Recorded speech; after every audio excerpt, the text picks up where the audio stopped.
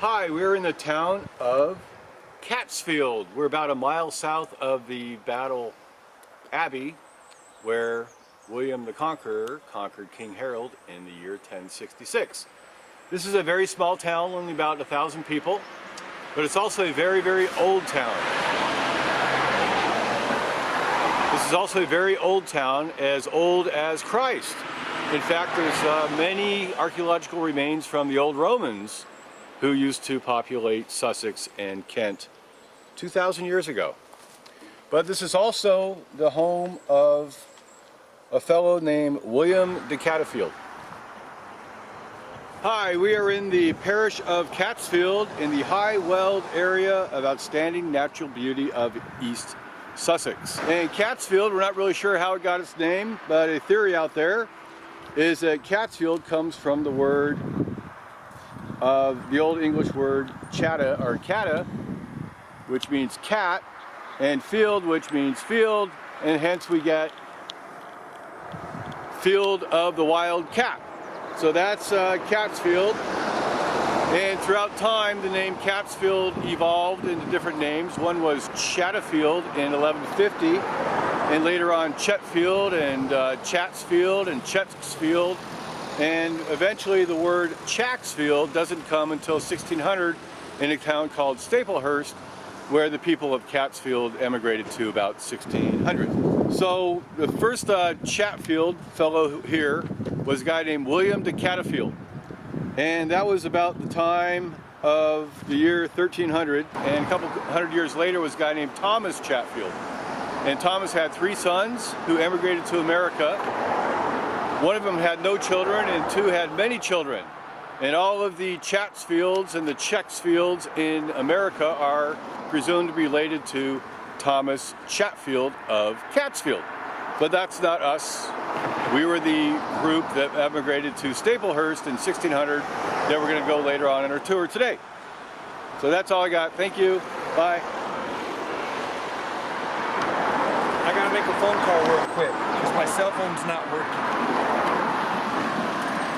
Here are the sheep of Catsfield.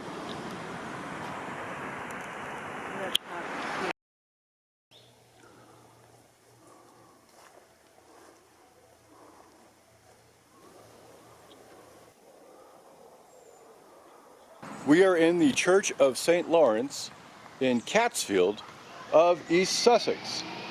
Now this church dates back over 900 years. The nave, or the central part of the church, was built about 1100. The tower here was built in the 12th century.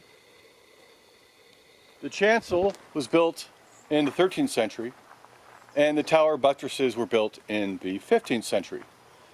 And there's 3 old bells that hang in this church. The first, the smallest bell, is inscribed Sum Rosa Pulsata Mundi Caterina Vocata.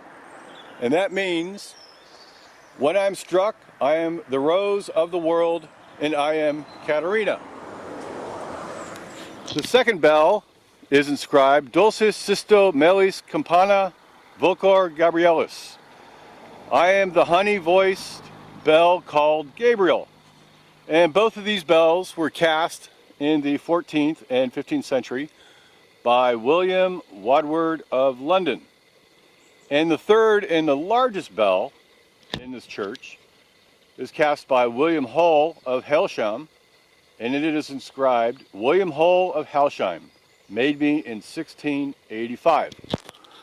And the clock here, this was installed in the 19th century by J.W. Benson of Ludgate Hill in London. And once upon a time, I'm not sure where, but once upon a time for over 1,000 years was the oldest oak tree in Sussex. And it stood on this churchyard even during the conquest of 1066. But it was lost in 1960 for unknown reasons that I don't know. So I hope you enjoyed the story of St. Laurence Church in Catsfield of Sussex, England. This monument is in memory of Catsfield men who died during World War I. and also World War II. I mean, I'll just show you some of the old headstones of this church.